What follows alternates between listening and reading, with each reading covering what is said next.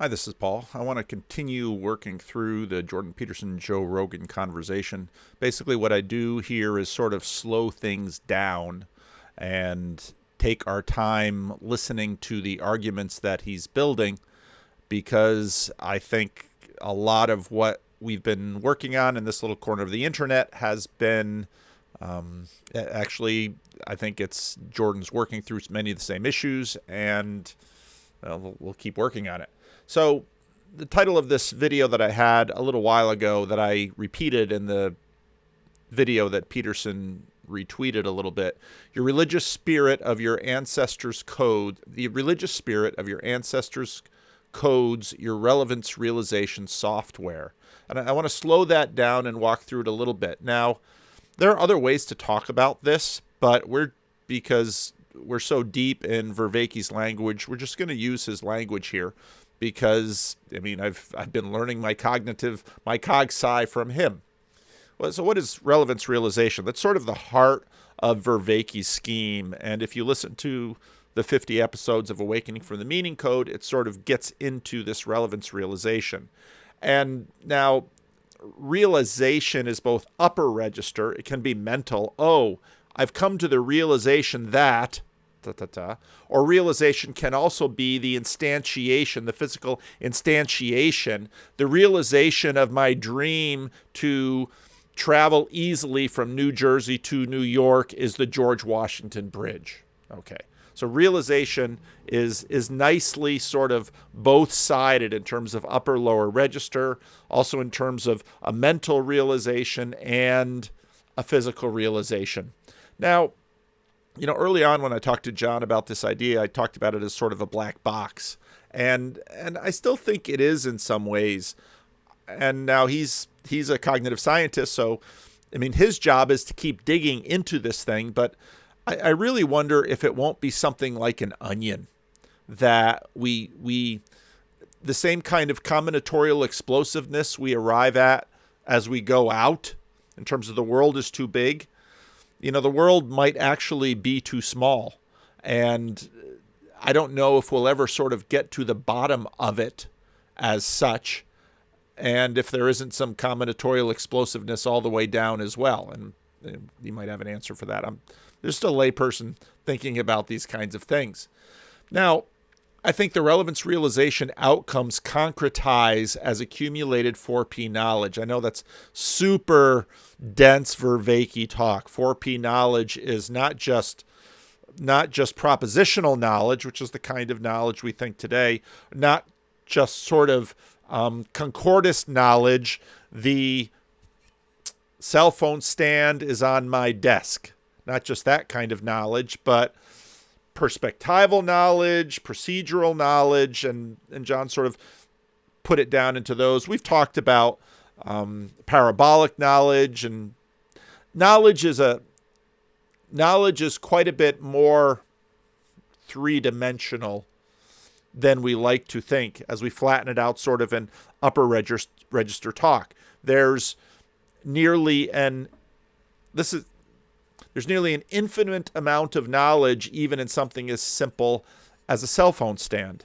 So when Jonathan Peugeot began his conversation with Michaela Peterson about Jonathan's realization, it's similar to that it's exactly what Jordan Peterson had talked about in terms of a stump can be a chair, it can be a lampstand, it can be a desk, it can be all of these things. So when is it what? Concrete things have that aspect to them. Mental things have other aspects to them. So relevance realization outcomes concretized as accumulated 4P knowledge is all built into our biology, our genetics, through survival, through mate selection, through our culture. In some ways, the results of relevance realization forms our religion. Religion is sort of the most basic level of survival and knowledge and culture. Now, secularism sort of puts it off into a corner and says, no, we're going to have all of this stuff and we're going to move it away from religion. sort of categorizing religion in a certain space, but that's sort of a trick of modernity, and it's coming to an end.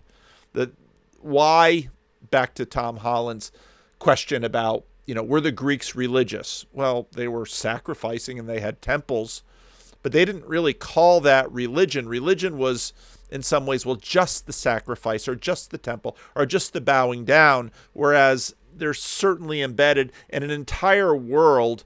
And in many respects, the relevance realization is all about what makes that world work.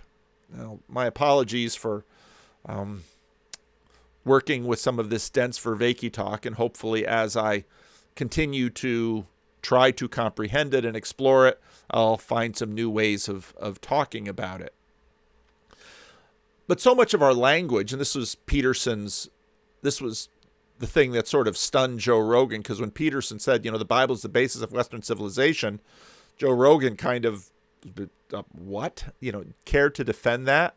Someone then in the comments sent me a video. Hopefully this video won't grab me a copyright flag or anything like that. If it does, maybe I'll just pause it now before I play it so I can easily edit it out if I need to. But it's Melvin Bragg on the KGV and Richard Dawkins. Welcome back. Since its publication in 1611, the King James Bible has been the best-selling book in the English-speaking world. To mark its 400th anniversary, the author and broadcaster Melvin Bragg has been delving into the political, linguistic and religious influences the Bible has had throughout the centuries. In his latest work, The Book of Books, he argues that while many think our modern world is founded on secular ideals, it is actually the King James version of the Bible which has had a greater legacy. And Melvin is with us now. And why and how do you reach this conclusion, Melvin? Well, because people are indifferent to religion, a lot of them in this country, and secularism holds the microphone and atheism holds the megaphone, people discount not only the King James Bible, what's in it mostly, but the influence it had. I argue that we've lost it out of our history. We've airbrushed one of the greatest factors in the history of this country and in America. We've airbrushed it out because of this tide for pure reason and atheism, which is something, but it's not everything. And what we've lost is the notion that central to the way we speak, the language we speak, central to the way our philanthropy is developed, our education is developed, our democracy is developed, the idea of how women can enter society, central of that has come from the Bible. The Bible was the biggest instrument in abolishing slavery in America, and so on and so forth. We've lost all that, and so I'm trying to restore it. I'm trying to say this is the book of books, partly because it's 66 books and it was built on other books, but partly to say, look at the influence this had. Stop throwing away the baby with the bathwater, if you like. Stop throwing out all that most of what we have been made of in the last 400 years. So it's a fairly, it's an attempt to say to everybody, look what we've got. Let's not just forget it. It's so important, and I'm trying to bring it back into currency. And in your book, before you talk about King James I and his push towards getting a Bible, you talk about the early martyrs as well and the huge impact they had in trying to get the Bible translated. Yes, I mean, you could say that for about 300 years they were trying to get it out of Latin into English. It seems simple, doesn't it? It seems so simple, it's not even worth talking about. But as a result of doing that, these scholars, many were caught, tortured, burnt to death for literally hundreds of years by the kings and the inquisitors of this country, because they did not want the Bible to be in the language of ordinary people. And that's an interesting point that he makes, that what were they afraid of? When I listened to this the first time, I just paused there and thought for a while. I still don't have an answer. What were they afraid of? That the words would be less enchanted if they were out of Latin? There's a lot there, but that's not the point of this video. They wanted it to stay in Latin, which most ordinary people didn't know. Actually, many people in the clergy didn't know properly either. So hold the power there. And it took forcing through, and eventually it was... And so this, our grand cultural bulverism that, well, everything is because they wanted to maintain their power. Oh, okay. And at some point, I really want to do a video about the inherent spiritual nature of that accusation. And Peterson's been banging against that accusation pretty thoroughly. Forced through, and it was forced through basically by a man called William Tyndall, who I think compares with Shakespeare as one of the two great geniuses of the English language, and they lived in the same century, and they formed the basis of our language, one with idioms, one with words, and they're fantastic. And that's just the beginning of it. From language it flows into democracy, which I try to prove, it flows into education, as I've said, and the position of, and so on. Some people would look at it and say, oh, well, the things we've had this book thrust on us since we were children. It's dry and it's dusty and it's old-fashioned, and the language is hard to penetrate, and why is it relevant to us today? Well, can I answer that as best I can? First of all, the language is completely relevant. Let there be light, fell flat on his face, filthy lucre, let my people go, the apple of his eye, a man after his own heart, signs of the times, ye of little faith, the fisherman under the sun, to rise and shine, land of the living. That's a few of hundreds and hundreds of phrases that you and I and your viewers are using every day of their life. So sour grapes, I wrote a few falling flat on his face. As fustian dusty, that's probably been the way it's been taught. Why isn't it being taught that because of the opportunity that the Bible gave for debate, once the Bible was in English, all of us could talk to each other about what God meant. This was an enormous revolution in thought. Once you could say, oh no, God meant that, God meant... This is an amazing thing for ordinary people to say. Okay, and you can very quickly see that once people, the idea of being able to cite God, to give a citation of what God said, well, that's going to really be something, because then suddenly you can quote God back to the church. And perhaps the church or the king were unaccustomed to having someone quote God back to them.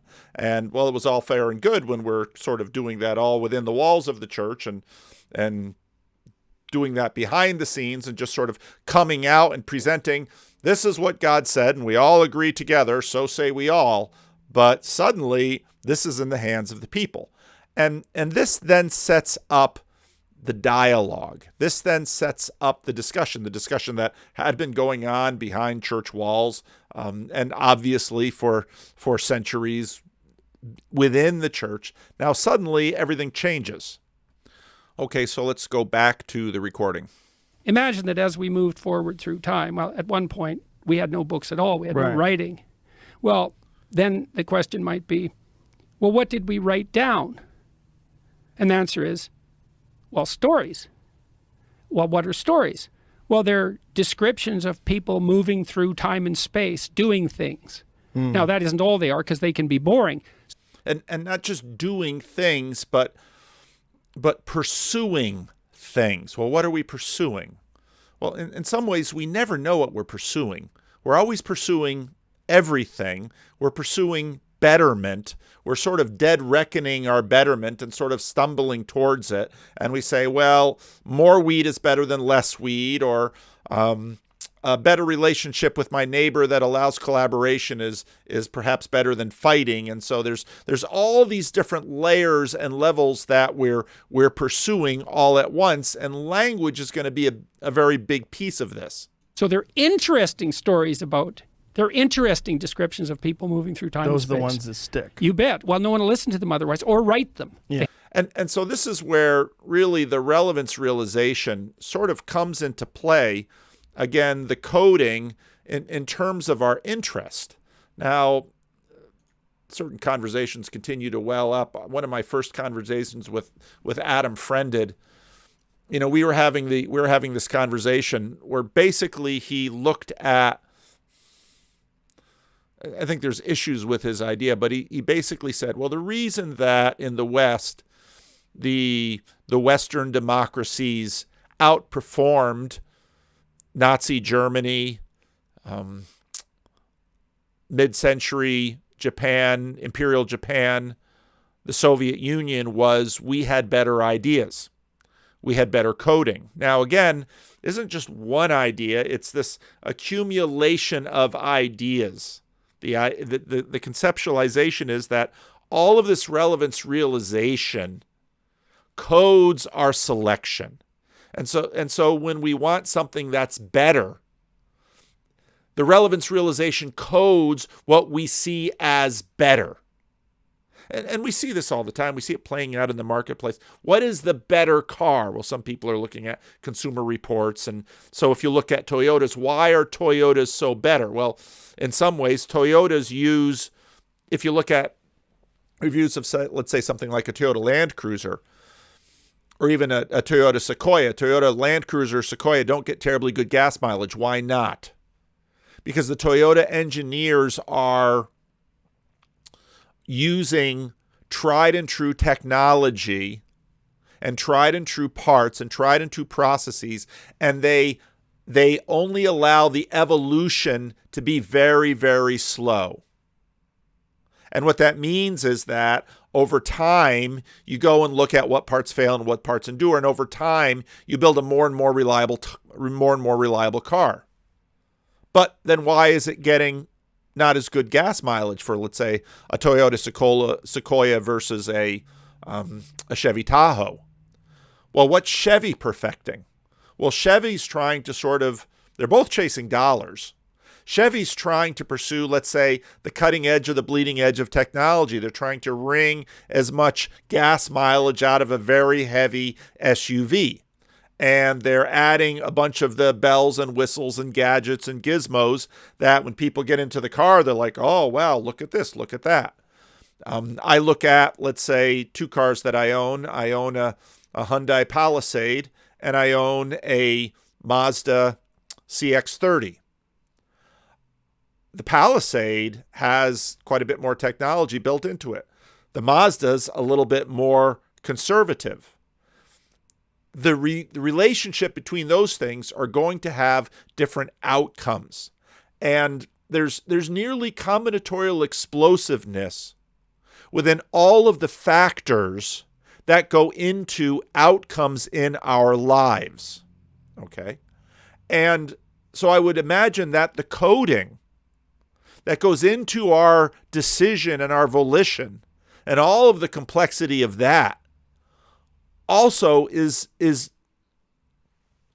far greater than we can imagine or interpret. And so that's where all of this machinery, it's not logical choices, it's this intuition that we develop, has all been coded by our culture, by our religion, by all of these things. And they're playing out. And part of what we're seeing in this time period is this massive attempt to recode our society. And, well, they're trying to optimize for some things. Is it going to be like a Toyota? Is it going to be like a Chevy? What's it going to be? And over periods of time, it's going to play out. And this kind of thing has been happening for a very long time, and it does get played out. You know, I think about marriage, for example, and will, in fact, religions grow because, well, increasingly it's the wealthy and the religious who get married and stay married versus people who are saying, well, it doesn't seem practical to be married. I'll stay in a relationship for as long as the relationship serves me. But that's a very short time frame. And it's sort of like saying, all these new parts off the shelf, I'm going to put all these new parts in my car because it's the freshest, most developed thing. And the Toyota engineers look at that and say, we have no idea what the track record of those parts is going to be.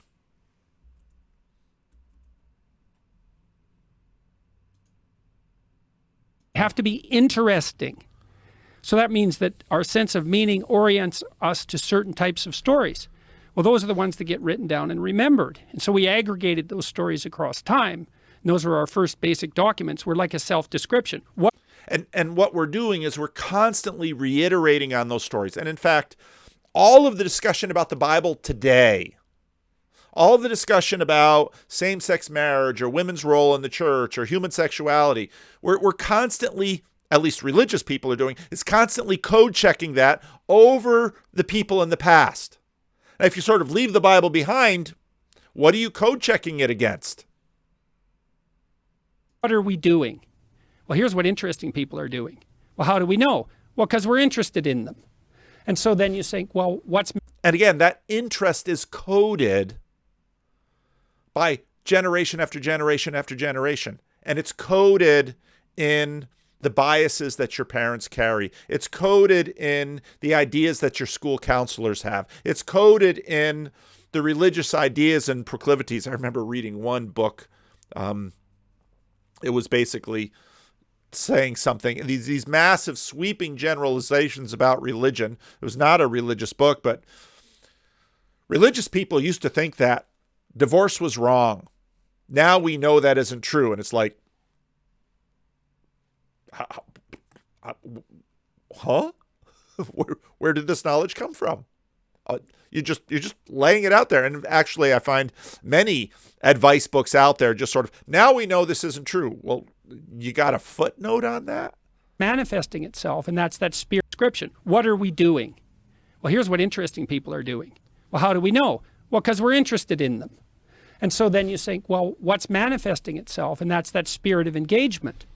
And so there's also a religious twist in this. And so you and I are engaging in dialogue. That's dialogos, right? So it's the manifestation of the logos dually. And what is the logos? Well, isn't the logos sort of this, it's the word. Well, word is just the beginning of it. It's this structuring of the world of order out of chaos in some ways. That's one way to think about it. What is that? Well, it's the redemptive. It's redemption in action. That's what it is. Now, again, redemption, what does he mean by redemption? Well, redemption is the purchase of someone or something out of bondage. Well, what does that mean? Well, the redemption of your life could be out of a hole, out of a prison, or it could be out of a bad relationship, out of a bad way of thinking. I mean, technically, that's what it is. So imagine this. You've got a bunch of worn out ideas, and they're blinding you. And I got a bunch of worn out ideas, and they're blinding me. Okay, what does he mean that they're blinding us? Well, so often, and again, this is all the relevance realization that's coded into our salience hierarchies. I gave the example a few videos ago of I opened the door to my office, and there's the Queen of England sitting in a chair, and she's holding a gun. And the office, besides the Queen of England sitting in this chair, that still smells because of the homeless, but it's not a bad smell. I don't know where they got this chair and why they deposited it on my front door, but here I sit in it because it's better than the chair I used to have. But there she is sitting in this rather interesting smelling chair, and she's holding a gun and pointing it at me, and the office is full of flamingos.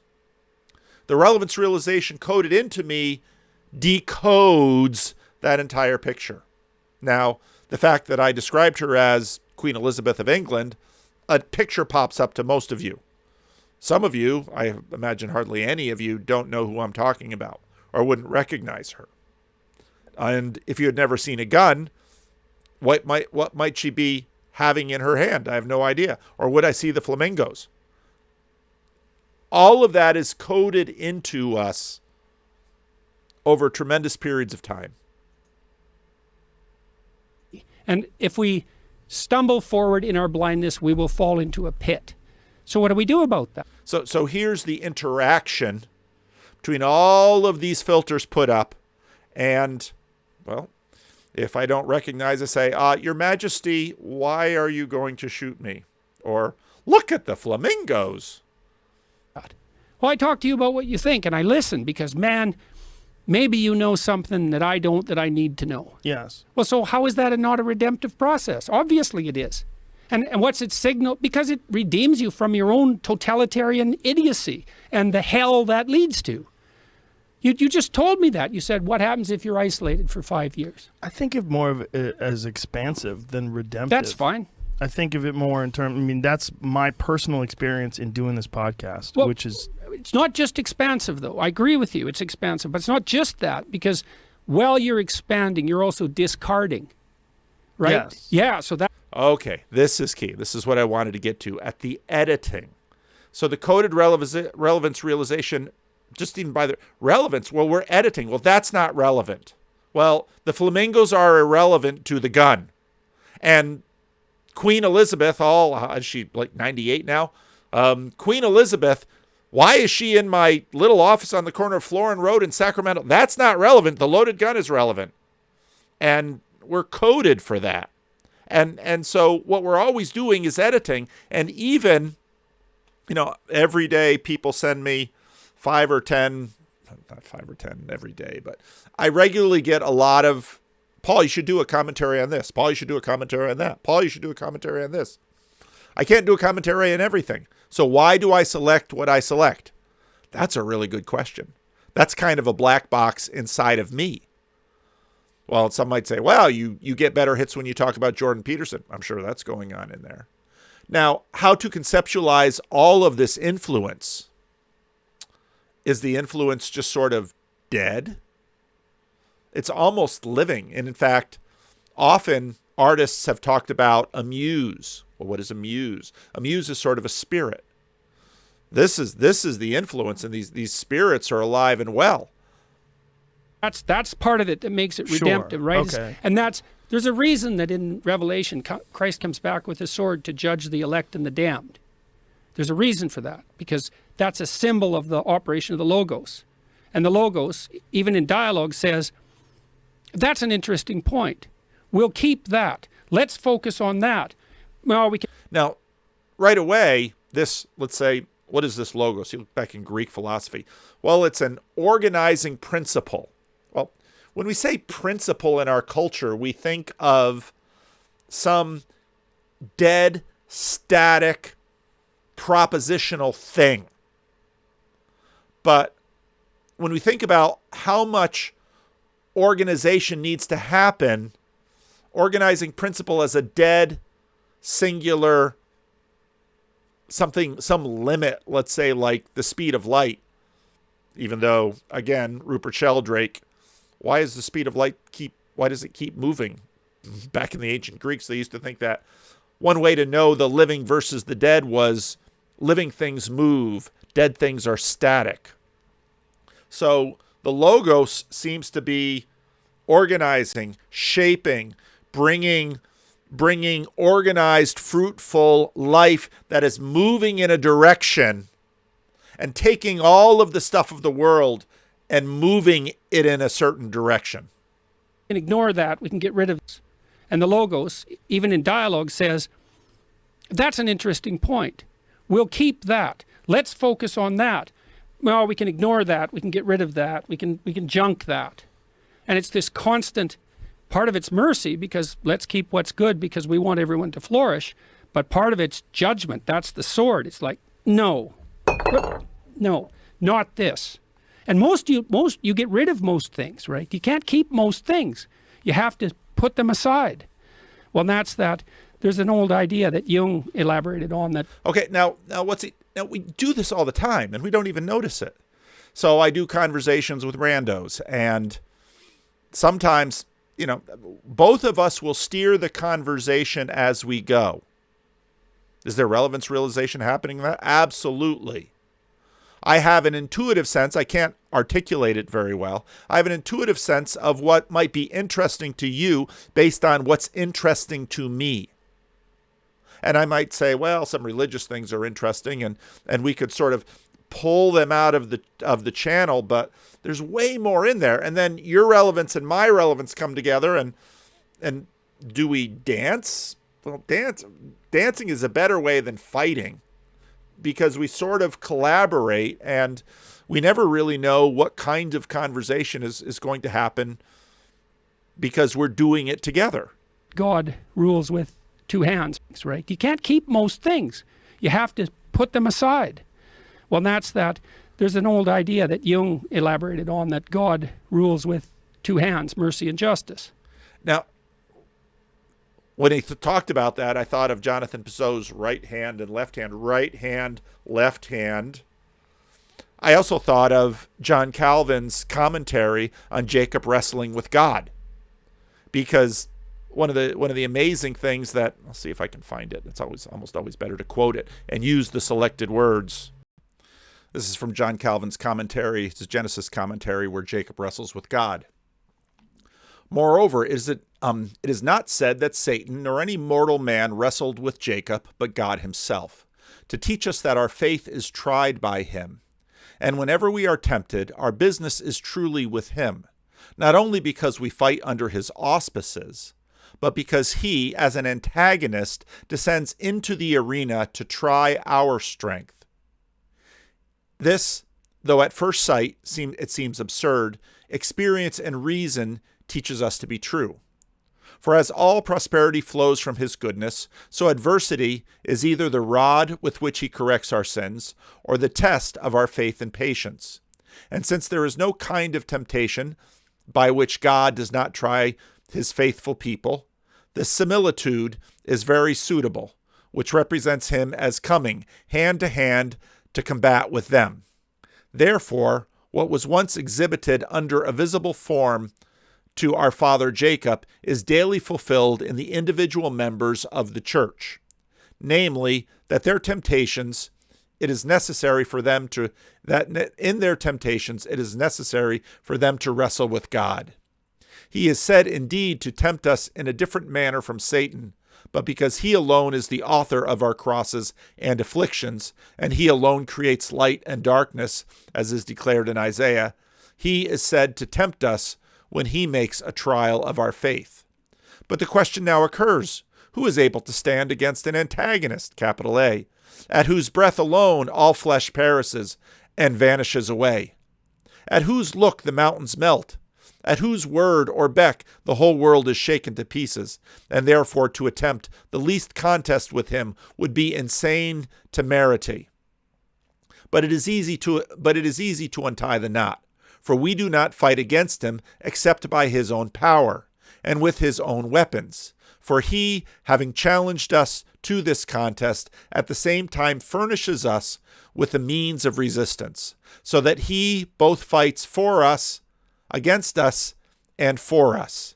In short, such is his apportioning of his of this conflict, that while he assails us with one hand, he defends us with the other. Yea, insomuch as he supplies us with more strength to resist than he employs in opposing us, we may truly and properly say that he fights against us with his left hand and for us with his right hand. For while he lightly opposes us, he supplies invincible strength whereby which we overcome.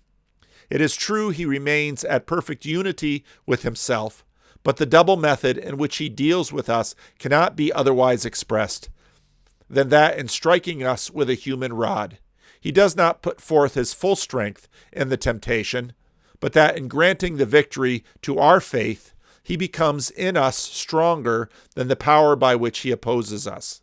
And although these forms of expression are harsh, yet their harshness will be easily mitigated in practice.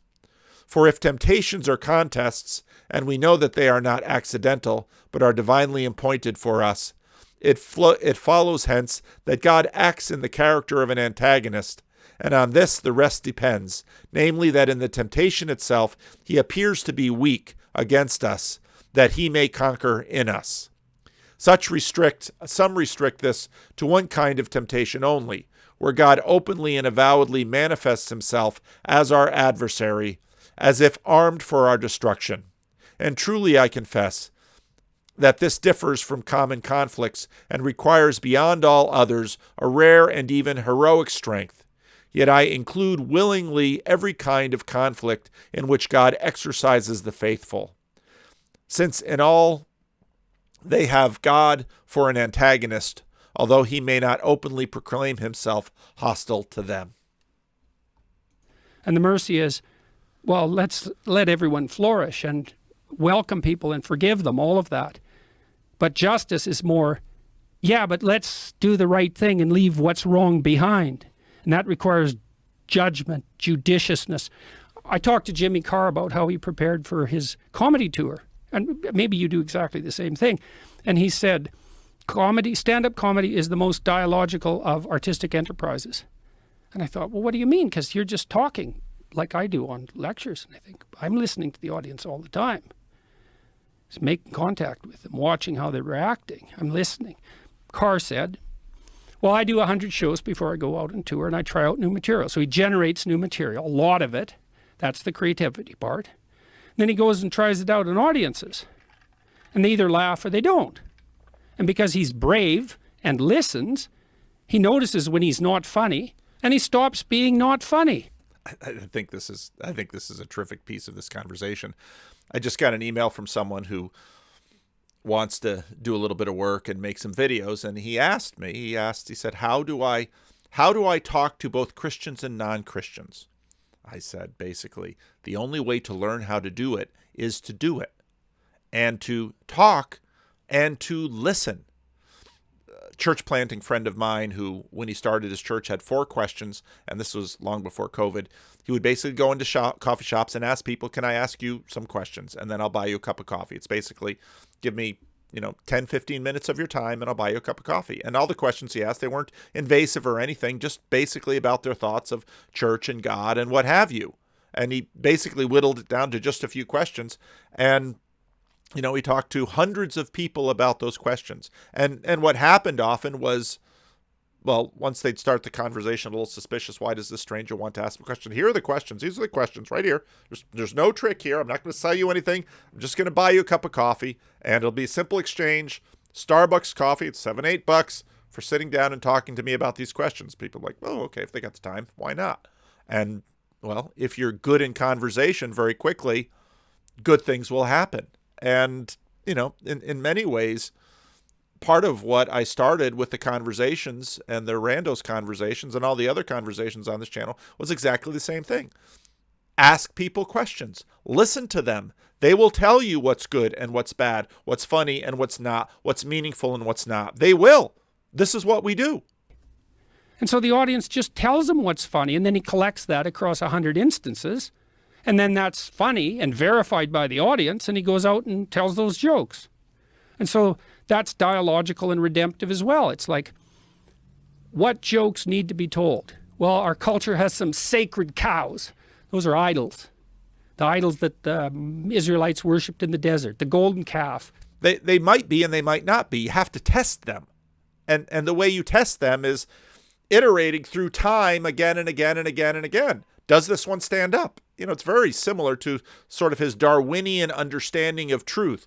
Truth reveals itself in time. Sacred cows. They need to be punctured. Why? Well, because they're impeding our progress. Well, how do we puncture them? Well, one way is we show that we can transcend them. And the comedians are doing that all the time. Here's something we can't laugh about. Let's laugh about it. Everybody breaks down. Everybody cracks up. It's so cool when people laugh, they can't fight. I used to go work out with Jim Keller, this chip designer, and we did this for years. And one of our jokes was, we'd be striving to bench press whatever we were managing at the time, 175 pounds, like it's really straining. And then we'd crack a joke. And that was always funny. We spotted him, of course, because as soon as you laugh, all your muscular tension disappears. Right. And so that's so cool, is when you laugh. And see, I'm conflicted. Should I take my little, Peterson's going like this.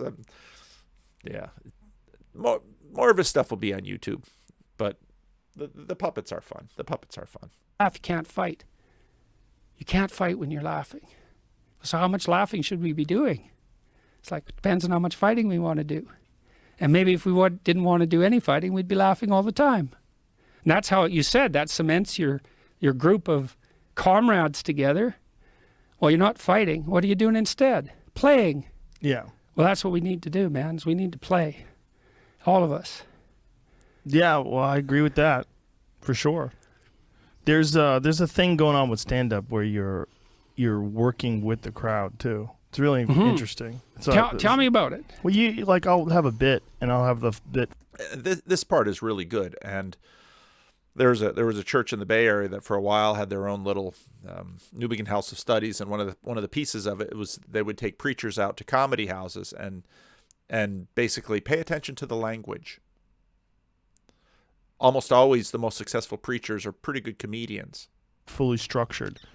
I'll write it out, and then I try to go on stage, and on stage I'm informed by the feeling that I have interacting with the crowd to take it to a different place, to take the subject to a different place, to abandon parts of it that just don't feel organic to me. Right.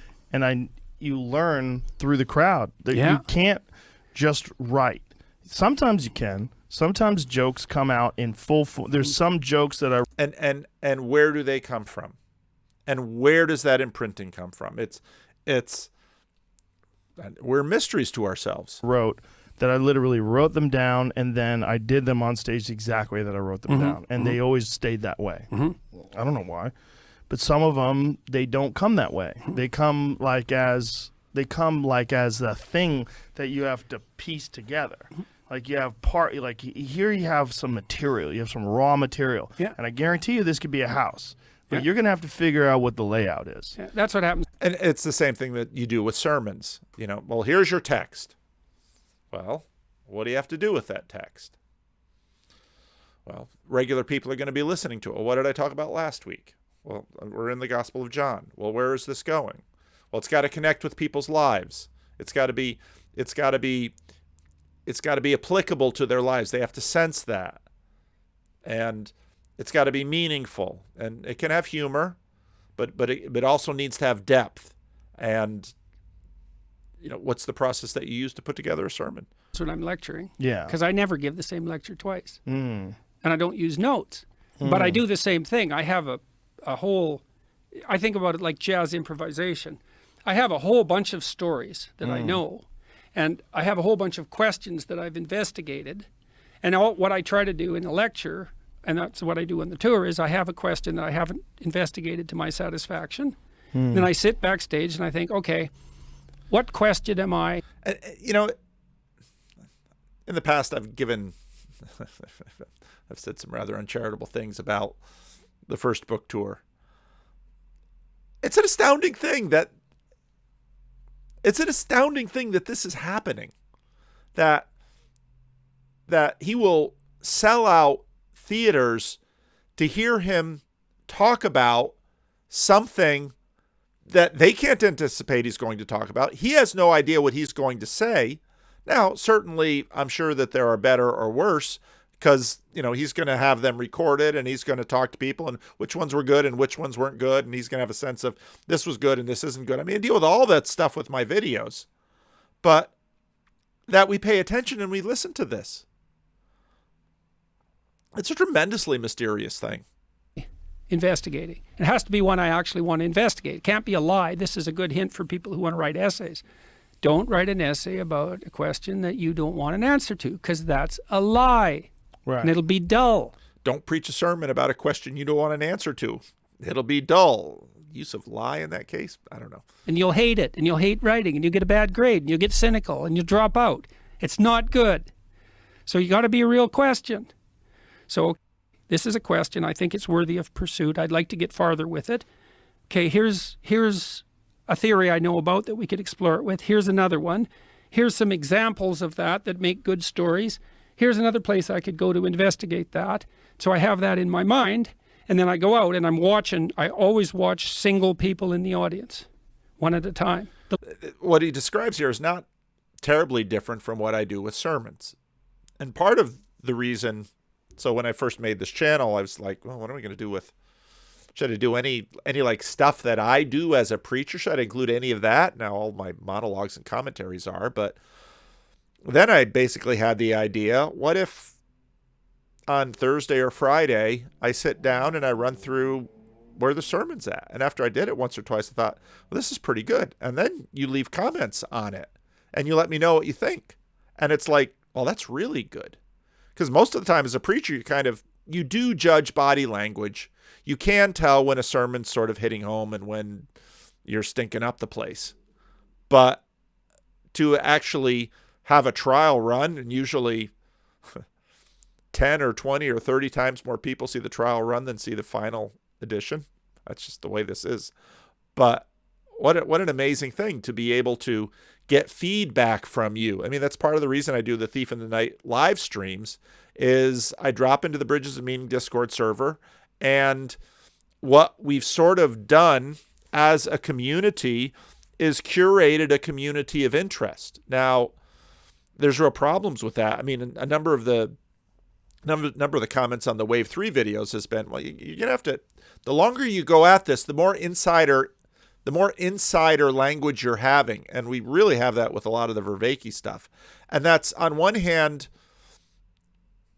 both a feature and a bug. It's a feature because we can sort of drill down because we have this common knowledge and common culture, but it's difficult because it makes it harder for others to penetrate and more difficult for people to get up to speed with.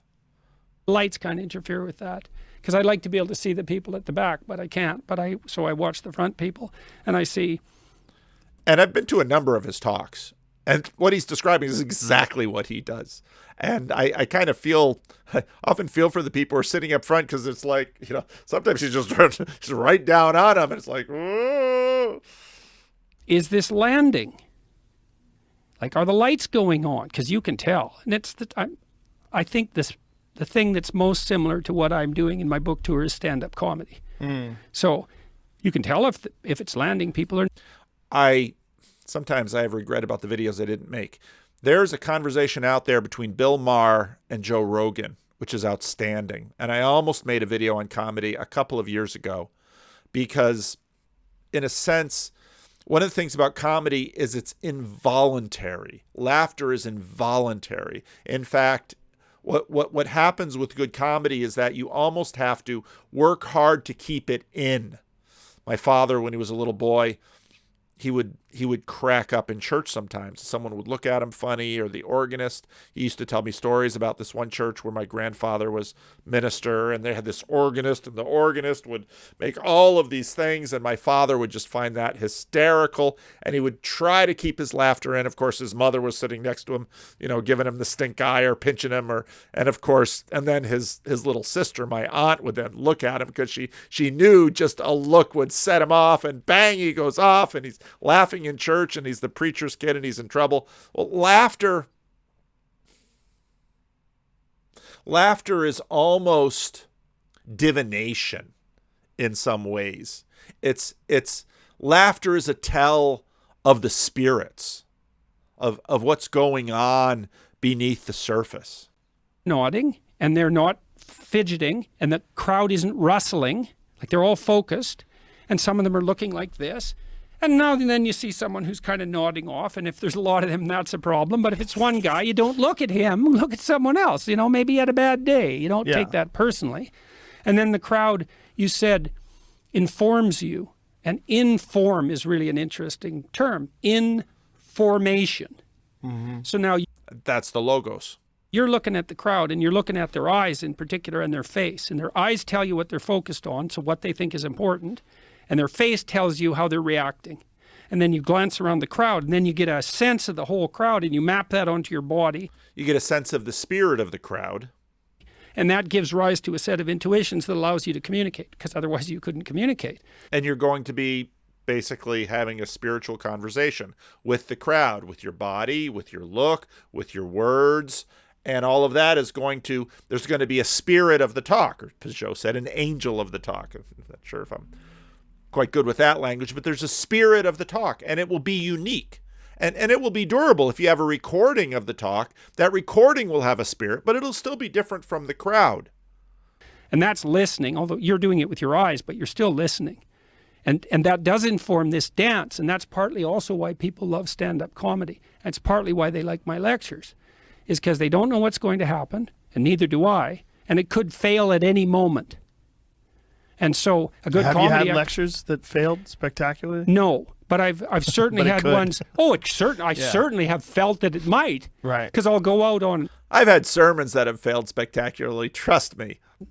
My thought tends to be quite tangential, because I try to link lots of things together. So then I'll... You don't say. Go way out on a limb. It's like I'm addressing this question. Idea. Uh-oh. I'm away from the tree and I don't know how to get back. Right. And then sometimes that'll happen mid-lecture, and I think, then I get self-conscious, then I forget everything I'm talking about, and that can be real awkward. Yeah. But luckily, generally so far, knock wood, if I pause, I can recreate the argument, and then I can figure out where I was headed, and then I can think, oh yes, that's why I made that point. And then I can go back. And people like that. One of the things comedians often do is they'll tell a joke early in the set, and then quite a bit later in the set, they'll reintroduce the joke. It's a callback. Callback. Yeah, I do callbacks all the time in my lectures. Yeah, and people love that because well, people love that because it shows them that they've followed along and that we're in the same place. Right. And they love that. They love that. And it's just as satisfying as a punchline. Yes. And my wife would sometimes she'd be anxious listening to me preach because I would do a very similar thing, and she's like, is he going to get back here? And if you're not convincing people in terms that the breadcrumbs on the way back are actually coherent, then people aren't satisfied. It is a punchline in some sense. It's like, all this is related to this. Yes. Click. Yeah. Fun. You can see lights going all That's the insight. the time in the crowd. It's such fun. Yeah, people love that. Yeah, well, I know what. And you connect two things in their world that aren't together, and suddenly, well, why do we love that? Well, the map has come together, because otherwise you've got two pieces of paper, and what maps are showing relationships between things. It puts them in the zone. So here's a cool thing. Vygotsky, Russian psychologist, studied the acquisition of language in children. So he thought, how do children learn to speak? Because no one teaches them. They just learn. It's a weird thing. Even very intellectually impaired human beings learn to talk. It's really deeply embedded in us. So he looked at how parents talk to their children while they were developing language, and he found that parents talk to children at a level that slightly exceeds their current level of comprehension. And they do that without knowing they're doing it. And so then you think, well, what are you doing? You think what you're doing. You've got the child and he knows some things, but he doesn't know enough. But you don't want to punish him and exclude him because he doesn't know enough, but you don't want to leave him undeveloped. So you speak to him so he almost catches on. And this is, if you look at Vervaeke's Logos, or not Vervaeke's Agape, this is in many ways Agapic. John Calvin will talk about how God accommodates. In a sense, John Calvin uses this. He says God uses baby talk to draw us into him. And I should just play that great clip from John. This is one of my favorite clips. Jesus seemed to be incarnating as a kairos to change the history of the world, and to offer you to change your own personal history is a different kind of love. This is agape. We have to distinguish between three kinds of love: eros, philia, and agape. Through consummation, in reciprocity with them. What kind of love is this? Agape. And this is what Jesus claimed was how God loved individuals. This is the love that a parent has for a child. This is not the love of consummation. You're not trying to consume the child. That's evil. And it's not friendship. You're not, like, when you bring a child home from the hospital, and I've done this twice, right? That's not your friend. It's not even a person. You can't, it's basically a slug. But here's the astonishing thing. You love it. Not because of any way you can consume it or be one with it. Ew. Ew. You don't love it because, hey, great friendship. You love it, right? You love it because by loving it, you turn a non-person into a person. It's the closest thing to a miracle, and that sounds hackney, I know, but stop back and think about this. You depend on agape. It's because people loved you before you were a person that you have become the person you are. Love turns non-person animals into moral agent persons. It's like somehow if I could just care about, right, my sofa enough, it would turn into a Ferrari or something. It's that powerful. And here's what Jesus was offering. That love can be made, it can be exacted and made available for all. Here's what is on offer. Here's why Christianity will take the Roman Empire culturally. With agape, its categories will subsume the categories of the empire. Christianity can say to all of the non-persons of the Roman Empire, all the women, all the children, all the non-male citizens, all the sick, all the poor, all the widowed, can take all of those non-persons and say, we will turn you into persons. Persons that belong to the kingdom of God. We'll take another look at this in more detail next time. Thank you very much for your time and attention.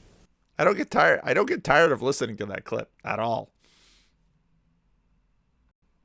And that way he gets something, but there's a horizon, right? And the horizon keeps moving and moving. And so the child's right at that edge.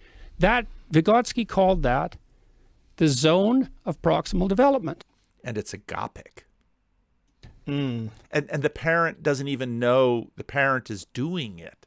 That's amazing. It took, what, how many hundreds of years to realize what we were doing with our children, and why do we do it? I have 5 children, so 5 times you look into their little eyes, and then they learn to smile back at you, and you begin to say things to them, and you say it again, and you say it again, and you say it again, and you say it again and then they say something close to it, and then you say it again, and then a little bit more, and they've been imprinting this language even before they were born, in the womb even. They've been listening to you, and they've done studies that, the range of speech is already being programmed by the parent before the child is even born. It's amazing. That's the zone. That's the term. So when you're in the zone, which you love to be in, and you know when you're in it, and so does the audience, so does everybody, they're in the zone, man. Athletes are in the zone. And that zone is agapic.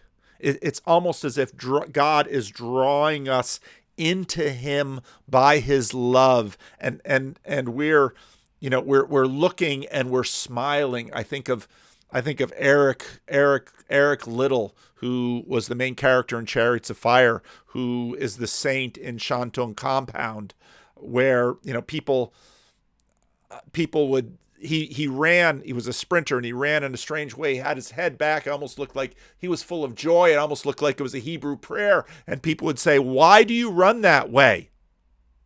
God made me fast. And when I run, I feel His pleasure. It's that agapic zone. Everyone's like, oh my God, they're in the zone. Isn't that cool? It's like, yeah, it's the precondition for cool. It's like everything. I think what's going on with comedy, at least I can speak to that. I've never really done any lectures, but with comedy, what's happening is it's kind of a mass hypnosis, and the audience is trusting. Look at that! It's a mass hypnosis. Isn't that what happens when you're looking down at that infant? I mean, it's the hypnosis of love. We're mesmerized, and he smiled. He smiled. Did you see him smile? It's great when you're a couple, because then you're together in the project. Did you see him smile? And he smiled. And what did he say? We're waiting for those first words. And the dad, mum. Calvin says God uses baby talk and language of proximal development to grow us up into Him. You with their thoughts.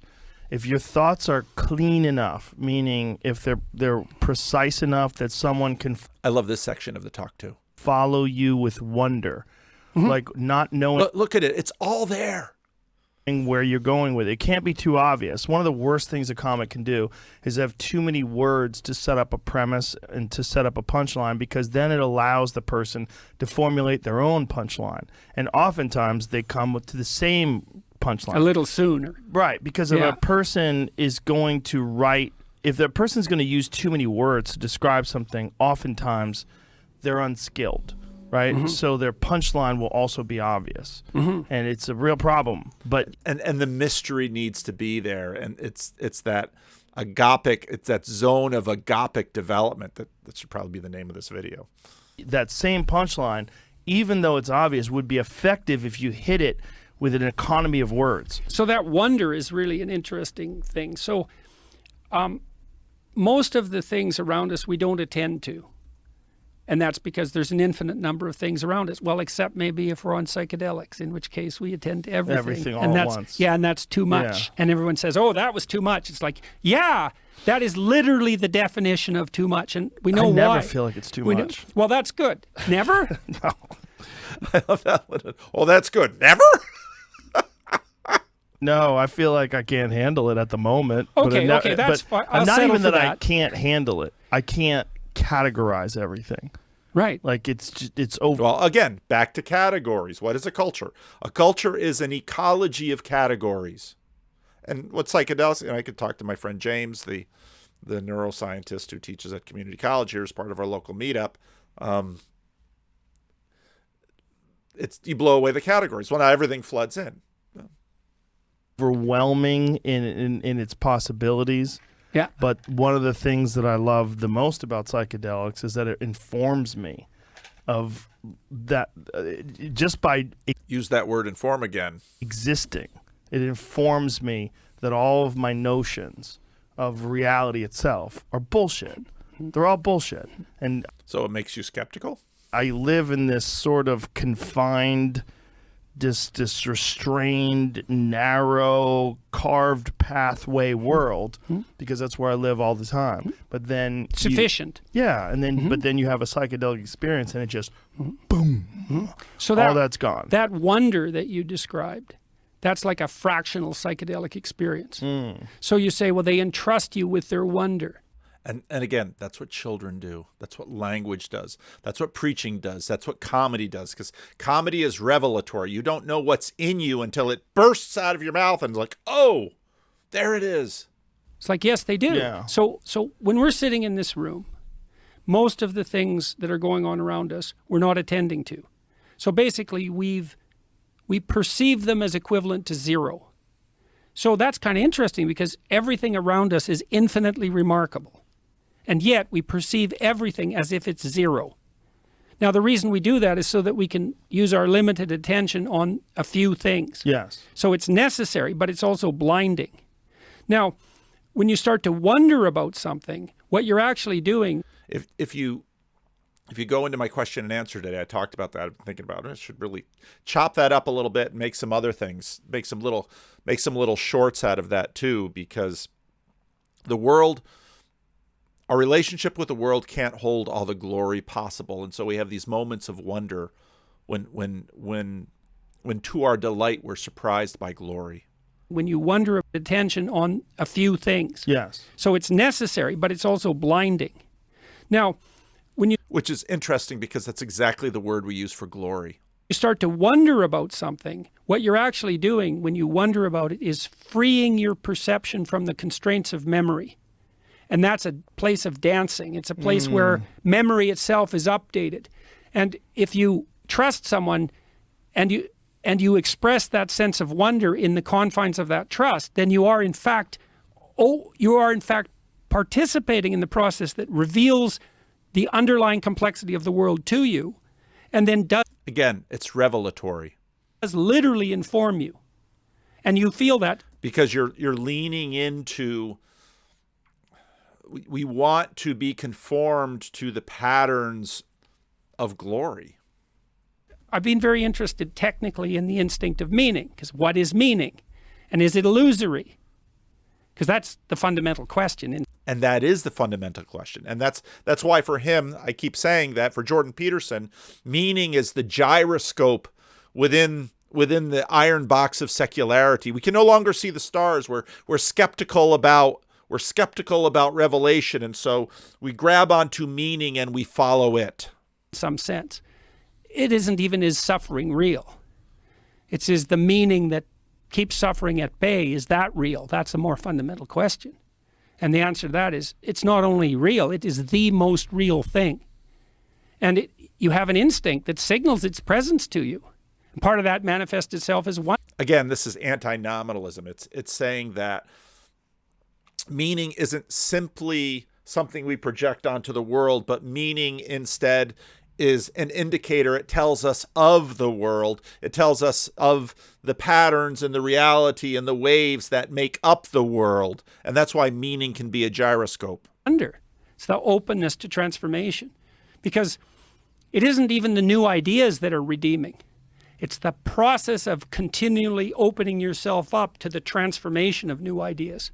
Because all the new ideas are just next stepping stones on the way to what? Well, on the way to glory. And that's signaled by wonder. When you're talking about ignoring all the things around you, it made me think about sensory deprivation tanks. And I don't know if we've ever discussed this before. I don't think so. Have you ever done that? Okay, we're going to stop here because I'm out of time, but let me know what you think.